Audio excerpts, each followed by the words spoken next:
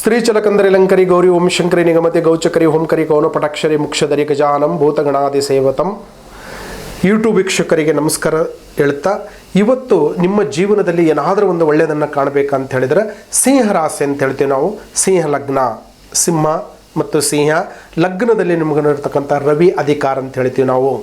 ನೋಡಿ, ಸಿಂಹ ರಾಶಿ ಪ್ರಕಾರದಲ್ಲಿ ಈ ವರ್ಷ ಪ್ರಕಾರದಲ್ಲಿ ಅವನಿಗೆ ಸಿಂಹ ಲಗ್ನದಲ್ಲಿ ಇದ್ದು ಬಿಟ್ಟನಂದ್ರೆ ತುಂಬ ಒಂದು ಒಳ್ಳೆ ಪವರ್ಫುಲ್ ಇದೆ ಕಣೋ, ಒಳ್ಳೆ ಮನಸ್ಸಿದೆ ಕಣೋ, ಒಳ್ಳೆ ಬುದ್ಧಿ ಇದೆ ಕಣೋ, ಒಳ್ಳೆ ಗುಣ ಇದೆ ಕಣೋ, ಭಾಳ ಧೈರ್ಯಶಾಲ ಕಣೋ ಅಂತಾರೆ ನೋಡಿ.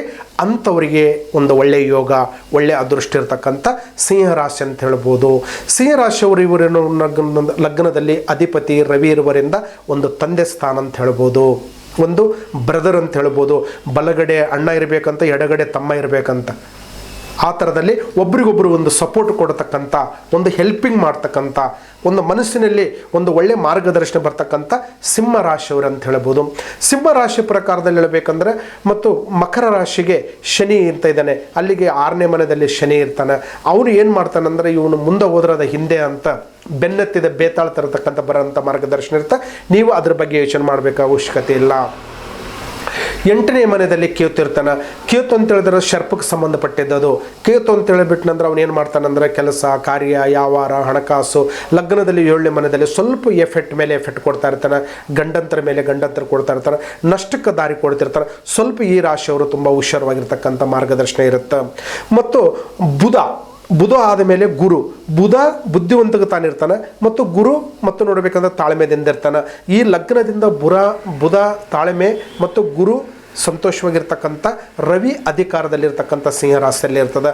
ಸಿಂಹ ರಾಶಿಯಲ್ಲಿ ಇವನೇನು ಮಾಡ್ತಾನಂದ್ರೆ, ಹಣ, ಆರೋಗ್ಯ, ಆಯಸ್ಸು, ದುಡ್ಡು, ಧನಪ್ರಾಪ್ತಿ, ಲಕ್ಷ್ಮಿ ಬಗ್ಗೆ ನಿಮಗೆ ಕೈಗೂಡಂಥ ಒಂದು ಮಾರ್ಗದರ್ಶನ ಇರುತ್ತೆ. ಯಾರ್ದು? ಸಿಂಹ ರಾಶಿ ಪ್ರಕಾರದಲ್ಲಿ. ಸಿಂಹ ರಾಶಿ ಪ್ರಕಾರದಲ್ಲಿ ಇವರು ಏನಾದರೂ ಒಂದು ಒಳ್ಳೆಯದ ಕೆಲಸ ಮಾಡಬೇಕಣೋ, ಒಳ್ಳೆಯ ಕಾರ್ಯ ಮಾಡಬೇಕಂದ್ರೆ ಇವರು ಯಾರಿಗೆ ಹೇಳೋದಿಲ್ಲ, ಯಾರು ಮಾತು ಕೇಳೋದಿಲ್ಲ. ಧೈರ್ಯನೇ, ತನ್ನ ಧೈರ್ಯ, ತನ್ನ ಛಲ, ತನ್ನ ಸಾಧನೆ.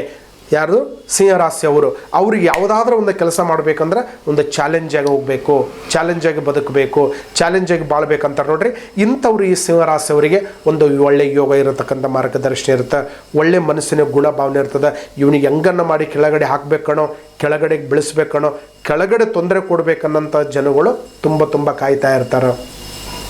ಏಟಿಗೆ ಸಿಗಲ್ಲ, ಮಾತಿಗೆ ಸಿಗಲ್ಲ, ಯಾ ಮಾತಿಗೆ ಮುಂದೆ ಹೋಗ್ತಾ ಇದ್ದಾನೆ, ಯಾ ಮಾತಿಗೆ ಮುಂದೆ ಬರ್ತಾ ಇದ್ದಾನೆ, ಹೆಂಗನ್ನ ಮಾಡಿ ಕೆಳಗಡೆ ಹಾಕಬೇಕು. ವಾಹನಾಪಘಾತಲ್ಲಿ ತೊಂದರೆ ಕೊಡಬೇಕು ಇವನಿಗೆ, ಇಲ್ಲ ಹೋಗೋ ಬರೋ ದಾರಿಯಲ್ಲಿ ಸ್ವಲ್ಪ ಗಂಡಂತರ ಕೊಡಬೇಕು, ಇಲ್ಲ ಅಕ್ಕಪಕ್ಕದಲ್ಲಿ ಇಲ್ಲ ಅವಮಾನ ಮಾಡಬೇಕು, ಅಕ್ಕಪಕ್ಕದಲ್ಲಿ ಸ್ವಲ್ಪ ಎಫೆಕ್ಟ್ ಕೊಡಬೇಕು ಅನ್ನೋಂಥವ್ರು ಸಿಂಹ ರಾಶಿಯವರಿಗೆ ಸ್ವಲ್ಪ ಜನ ಇರ್ತಾರೆ. ಭಾಳ ಹುಷಾರವಾಗಿರಬೇಕು. ನೀರು ಬರಲಿಕ್ಕೆ ಮುಂಚಿತವಾಗಿ ನಾವು ಸೇತು ಕಟ್ಟಿಬಿಡಬೇಕು. ನೀರು ಬಂದ ಮೇಲೆ ಸೇತು ಕಟ್ಟಕ್ಕೆ ಆಗೋದಿಲ್ಲ ಅಂತಾರೆ ನೋಡ್ರಿ.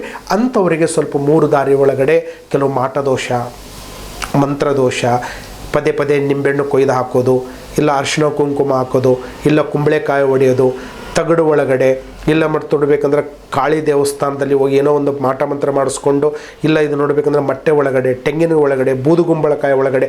ಈ ಸಿಂಹ ರಾಶಿಯವರಿಗೆ ಪದೇ ಸ್ವಲ್ಪ ಮಾಟ ಮಂತ್ರ ಮಾಡ್ತಿರ್ತಾರೆ. ಸ್ವಲ್ಪ ಇವರು 3 ದಾರಿಯಲ್ಲೇ ಆಗ್ತಿರ್ತಾರೆ. ಹೋಗೋ ದಾರಿಯಲ್ಲಿ ಬರೋ ದಾರಿಯಲ್ಲಿ ಸ್ವಲ್ಪ ಜಾಗೃತವಾಗಿ ಹೋಗಬೇಕು.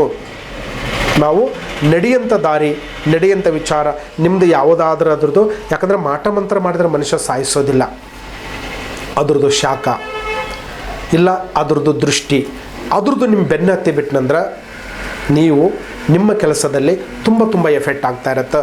ತುಂಬ ವ್ಯವಹಾರಗಳಾಗ್ತಾ ಇರುತ್ತೆ. ಕೈಗೆ ಬಂದಿದ್ದು ತುತ್ತು ಬಾಯಿಗೆ ಬರಲ್ಲ, ಮನಸ್ಸಿಗೆ ಒಂಥರ ಸಮಾಧಾನ ಇಲ್ಲ. ಸಿಂಹ ರಾಶಿಯವರು ಈ ಥರ ಆಗುತ್ತೆ. ಸಿಂಹ ರಾಶಿಯವರು ಇವರಿಗೆ ಯೋಗ ಚೆನ್ನಾಗಿದೆ. ಯೋಗ ಅಂದ್ರೆ ಇವತ್ತು ವಿದ್ಯೆ ಇವರಿಗೆ ಸಹ ತುಂಬ ಚೆನ್ನಾಗಿದೆ. ಚೆನ್ನಾಗಿ ಓದ್ಬೋದು, ಚೆನ್ನಾಗಿ ಪ್ರಯತ್ನ ಮಾಡ್ಬೋದು. ಇವರಿಗೆ ಅನುಕೂಲ ಆಗೋಂಥ ಮಾರ್ಗದರ್ಶನ ಇರುತ್ತೆ. ಮತ್ತು ಉದ್ಯೋಗ, ಜಾಬ್ ಮಾಡ್ತಾರಲ್ಲ ಅವ್ರಿಗೆ ಸತೆ ತುಂಬ ಒಳ್ಳೆಯದಾಗುತ್ತೆ. ಸಿಂಹರಾಶಿಯವರು ಅವರು ಏನು ಕೈ ಹಾಕಿದ್ರೆ ಸತೆ ಕೈಗೂಡಂಥ ಒಂದು ಮಾರ್ಗದರ್ಶನ ಸತೆ ಇರುತ್ತೆ. ನೀವು ಏನು ಯೋಚನೆ ಮಾಡಬೇಕಾಗಿಲ್ಲ. ಹೋಟೆಲ್ಗೆ ಸಂಬಂಧಪಟ್ಟಿದ್ದು ತುಂಬ ಚೆನ್ನಾಗಿದೆ. ನಾನು ಚಿಕ್ಕದವಾಗಿ ಒಂದು ಹೋಟ್ಲ್ ಇಟ್ಟಿನ್ಕೊಳೋ, ಏನೇನೋ ಒಂದು ವ್ಯಾಪಾರ ಮಾಡ್ತಾ ಇದ್ದೀನಿ, ಏನೋ ಒಂದು ಬಿಸ್ನೆಸ್ ಮಾಡ್ತಾ ಇದ್ದೀನಿ, ನನ್ನ ಸಿಂಹ ರಾಶಿ ಇದೆ, ಈ ರಾಶಿ ಒಳಗೆ ನನಗೆ ಗುರುಬಲ ಆಗಿದೆ ಅಂತಾರೆ ನೋಡಿ. ಅಂಥವ್ರಿಗೆ ಸತೆ ಈ ರಾಶಿಯವರಿಗೆ ತುಂಬ ಅನುಕೂಲ ಆಗೋಂಥ ಮಾರ್ಗದರ್ಶನ, ವ್ಯಾಪಾರದಲ್ಲಿ ಅಭಿವೃದ್ಧಿ ಆಗ್ತದೆ. ಮತ್ತು ಸಾಲ, ಸಿಂಹ ರಾಶಿಯವರು ಸಾಲ ಕೊಟ್ಟಿರ್ತಾರೆ, ಸಾಲ ತೆಗೆದುಕೊಂಡಿರ್ತಾರೆ, ಕೊಡೋಕ್ಕೂ ಆಗೋದಿಲ್ಲ, ಕೊಟ್ಟಿದ್ದು ರಿಟರ್ನು ಬರೋದಿಲ್ಲ. ಅಲ್ಲಿ ಪ್ರಾಬ್ಲಮ್ ಆಗ್ತಾ ಇರುತ್ತೆ. ಅಂಥವ್ರು ಸತೆ ಈ ಸಿಂಹರಾಶಿಯವರಿಗೆ ಖಂಡಿತವಾಗಿ ನಿಮಗೆ ಲಕ್ಷ್ಮಿ ಬರೋಂಥ ಭಾಗ್ಯ ಇದೆ, ದುಡ್ಡು ಕೈ ಸೇರೋಂಥ ಭಾಗ್ಯ ಇದೆ. ನೀವು ಕಣ್ಣು ನೋಡಿದ್ದು, ಕಣ್ಣಿಲೆ ನೋಡಿದ್ದು, ಕಿವಿಲೆ ಕೇಳಿದ್ದು, ನಿಮ್ಮ ಮನಸ್ಸಲ್ಲಿರ್ತಕ್ಕಂಥ ಭಾವನೆ ಇದ್ದಿದ್ದು ನಿಮಗೆ ಅನ್ನಿಸ್ಪಟ್ಟಡೆಗೆ ಸಿಂಹರಾಶಿಯವರಿಗೆ ನಿಮಗೆ ಅನುಕೂಲ ಆಗೋಂಥ ಒಂದು ಮಾರ್ಗದರ್ಶನವಾಗಿರುತ್ತೆ. ಮತ್ತು ಸಿಂಹರಾಶಿ ಪ್ರಕಾರದಲ್ಲಿ ಹೇಳುತ್ತಾರೆ, ವೃದ್ಧರಿಗೆ ಅವರ ಆರೋಗ್ಯದೇ ತುಂಬ ಏರುಪೇರು ಇದೆಪ್ಪ, ನಮ್ಮ ತಂದೆಗೆ ಸಿಂಹರಾಶಿ ಇದೆ ಕಣೋ, ನಮ್ಮ ತಾಯಿಗೆ ಸಿಂಹರಾಶಿ ಇದೆ ಕಣೋ, ಸ್ವಲ್ಪ ಆರೋಗ್ಯದಲ್ಲಿ ಏರುಪೇರು ಇದೆ ಕಣೋ, ತುಂಬ ತೊಂದರೆ ಇದ್ದರೆ ನೋಡ ಅವರು ಸತೆ ಇವತ್ತು ಆರೋಗ್ಯದಲ್ಲಿ ಸುಧಾರಣೆವಾಗಿರ್ತಾರೆ. ಅಮ್ಮವರು ಆರೋಗ್ಯದಲ್ಲಿ ಚೆನ್ನಾಗಿರ್ತಾರೆ. ನೀವು ಬೆಡ್ ಟೆಸ್ಟ್ ಮಾಡಿದ್ದೀವಿ ಕಣೋ, ಮತ್ತು ನೋಡಬೇಕಂದ್ರೆ ಆಪ್ರೇಷನ್ ಮಾಡಿಸ್ಬೇಕು ಕಣೋ, ಮತ್ತು ಎರಡನೇದಲ್ಲಿ ನೋಡಬೇಕಂದ್ರೆ ಅಡ್ಮಿಟ್ ಮಾಡಿದ್ದೀವಿ, ಐಶ್ವರ್ಯ ಇಟ್ಟಿದ್ದಾರೆ ಅಂತ ಈ ಥರ ಸಿಂಹರಾಶಿಯವರು ತುಂಬ ಪ್ರಾಬ್ಲಮ್ ಇದ್ದವರು ಈ ರಾಶಿಯವರಿಗೆ ಈಗ ಟೈಮ್ ತುಂಬ ಚೆನ್ನಾಗಿದೆ. ಏನು ಕೆಲಸ ಮಾಡಿದ್ರೆ ಸತೆ ತುಂಬ ಅನುಕೂಲ ಆಗೋಂಥ ಒಂದು ಮಾರ್ಗದರ್ಶನ ಇರುತ್ತೆ. ನೀವು ಅದರ ಬಗ್ಗೆ ಯೋಚನೆ ಮಾಡಬೇಕಂತ ಅವಶ್ಯಕತೆ ಇರೋದಿಲ್ಲ. ಮತ್ತು ನಿಮಗೆ ಜಾತಕ ಪ್ರಕಾರದಲ್ಲಿ ವಂಶವೃತ್ತಿ ಅಂತ ಹೇಳ್ತೀವಿ ನಾವು. ವಂಶ ಮಕ್ಕಳೇ ಆಗಿರಲ್ಲ. ಎಷ್ಟೋ ಜನ ನಾನು ಸಂತಾನ ಬಗ್ಗೆ ಆಸ್ಪತ್ರೆ ತೋರಿಸ್ತಾ ಇದ್ದೇನೆ, IF ಮಾಡಿಸಿದ್ದೇನೆ, ಮತ್ತು ನೋಡಬೇಕಂದ್ರೆ ಎಷ್ಟೋ ಒಂದು ಲಕ್ಷಾಂತರ ಖರ್ಚು ಮಾಡಿದ್ದೀನಿ ಅಂಥ ತಾಯಂದಿರಿಗೆ ಸತೆ ಖಂಡಿತವಾಗಿ ಸಂತಾನ ಭಾಗ್ಯ ಕೂಡುತ್ತೆ, ಖಂಡಿತವಾಗಿ ಅನುಕೂಲ ಆಗುತ್ತೆ.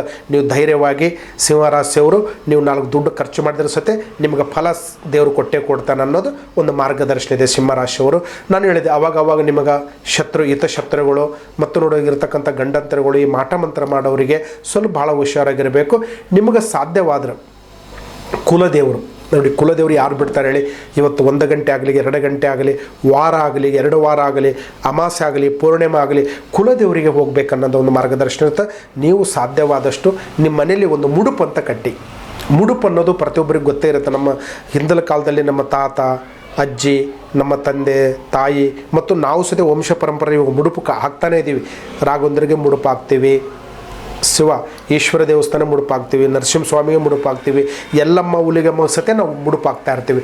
ಆ ಥರದಲ್ಲಿ ನೀವು ಸಾಧ್ಯವಾದಷ್ಟು ಮನೆಯಲ್ಲಿ ನಮಗೆ ಮಗು ಆದಮೇಲೆ ಈ ಮುಡುಪು ಕಟ್ಟಿ ನಿಮ್ಮ ದೇವರ ಸನ್ನಿಧಿಗೆ ನೆನೆಸ್ತೀವಿ, ಕೊಡ್ತೀವಿ, ನಿಮ್ಮ ಪಾದಕ್ಕೆ ನಾವು ಶರಣ ಮಾಡ್ತೀವಿ ಅಂತ ನೀವು ತಾಯಿ ದೇವಸ್ಥಾನ ನೀವು ಅಂದ್ಕೊಂಡು, ಇಲ್ಲ ಗಂಟು ಕಟ್ಟು ಅಂದರೆ 3 ಥರ ಮುಡುಪು ಕಟ್ಟು ಥರ ಕಟ್ಟಿ ನಿಮ್ಮ ಮನೇಲಿ ಇಟ್ಟುಬಿಟ್ನಂದ್ರೆ ನಿಮ್ಮಲ್ಲಿರ್ತಕ್ಕಂಥ ಮಾಟ ಮಂತ್ರಗಳಾಗಿರ್ಬೋದು, ನಿಮ್ಮಲ್ಲಿರ್ತಕ್ಕಂಥ ದಾಟು ದೋಷ ಆಗಿರ್ಬೋದು, ಜನಗಳು ದೃಷ್ಟಿ ಆಗಿರ್ಬೋದು, ಇದಕ್ಕೆ 100ಕ್ಕೆ 100 ನಿಮ್ಗೆ ಫಲ ಸಿಗ್ತದೆ. ವಿದೇಶ ಪ್ರವಾಸೋರಿಗೆ ಒಳ್ಳೆಯ ದಿನ ಇದೆ ಇವಾಗ, ವ್ಯಾಪಾರಸ್ಥರಿಗೆ ಒಳ್ಳೆಯ ದಿನ ಇದೆ ಇವಾಗ, ಆರೋಗ್ಯದಲ್ಲಿ ತುಂಬ ಒಳ್ಳೆಯದಾಗಂಥ ಮಾರ್ಗದರ್ಶನ ಇರ್ತದೆ. ಸ್ವಲ್ಪ ನಾವು ನೋಡಿ ನಡೆದರೆ, ನೋಡಿ ನುಡಿದರೆ ನಮ್ಮ ಕೆಲಸಗಳು ನಮ್ಗೆ ಖಂಡಿತವಾಗಿ ಒಂದು ಅನುಕೂಲ ಆಗುವಂಥ ಮಾರ್ಗದರ್ಶನ ಇರುತ್ತೆ. ಸಿಂಹರಾಶಿಯವರು ಮಾಡಬೇಕಾಗಿದೆ ಇಷ್ಟೇ. ನಾನು ಅವಾಗ ಹೇಳಿದೆ, ಸ್ವಲ್ಪ 3 ದಾರಿ ಕಡೆ ದಾಟಿದ್ದು ಸ್ವಲ್ಪ ನೋಡ್ಕೊಂಡಿರಿ. ಮನೆ ದೇವರಿಗೆ ಮುಡುಪು ಕಟ್ಟಿ, ನಿಮ್ಮ ಸಾಧ್ಯವಾದಷ್ಟು ಗ್ರಾಮ ದೇವತೆ ಮಾತ್ರ ಬಿಡಕ್ಕೆ ಹೋಗ್ಬೇಡಿ. ಗ್ರಾಮ ದೇವತೆ ಅಂದರೆ ಊರಲ್ಲಿರ್ತಕ್ಕಂಥ ಅಮ್ಮನ ದೇವಸ್ಥಾನ, ಸಾಧ್ಯವಾದಷ್ಟು ಮಂಗಳವಾರ, ಶುಕ್ರವಾರ ಇಲ್ಲ ಭಾನುವಾರ 3 ದಿನದಲ್ಲಿ 1 ಟೈಮ್ 9 ಟೈಮ್ ಪ್ರದಕ್ಷಿಣೆ ಹಾಕಿ ತಿರುಗಿ ಆರಾಧನೆ ಮಾಡ್ಕೊಂಡು ಬಂದರೆ ನಿಮ್ಗೆ ಅಲ್ಲಿ ಸತೆ ನಿಮಗೆ ಕರ್ಮ ಪರಿಹಾರ ಆಗುತ್ತೆ. ಇನ್ನು ಹೆಚ್ಚಿನ ಬಗ್ಗೆ ನೀವು ತಿಳ್ಕೊಬೇಕನ್ನೋಂಥ ಪ್ರಸಂಗ ಇದ್ದೇ ಇರುತ್ತೆ. ಅದನ್ನು ನೀವು ತಿಳ್ಕೊಂಡ್ರೆ ಸತೆ ನಿಮಗೆ ಖಂಡಿತವಾಗಿ ಅನುಕೂಲ ಆಗುತ್ತೆ. ಯೂಟ್ಯೂಬ್ ವೀಕ್ಷಕರಿಗೆ ಸಬ್ಸ್ಕ್ರೈಬ್ ಮಾಡಿ. ಎಲ್ಲರಿಗೂ ಒಳ್ಳೆಯದಾಗಲಿ, ನಮ್ಮ ಕಡೆಯಿಂದ ನಿಮಗೆ ಒಳ್ಳೆಯದಾಗಲಿ, ನಿಮ್ಮ ಕಡೆಯಿಂದ ಇನ್ನೂ 4 ಜನಕ್ಕೆ ಒಳ್ಳೆಯದಾಗಲಿ, ಒಳ್ಳೆಯದಾಗಬೇಕನ್ನೋದು ನಮ್ಮ ಮಾರ್ಗದರ್ಶನ. ಎಲ್ಲರಿಗೂ ನಮಸ್ಕಾರ ಮಾಡುತ್ತಾ ಈ ಕಾರ್ಯಕ್ರಮ ಮುಕ್ತ ಮಾಡ್ತಾ ಇದ್ದೀನಿ. ಇನ್ನೊಂದು ವಿಡಿಯೋದಲ್ಲಿ ನಾನು ಭೇಟಿ ಆಗ್ತೀನಿ. ಅಲ್ಲಿವರೆಗೆ ನಮಸ್ಕಾರ.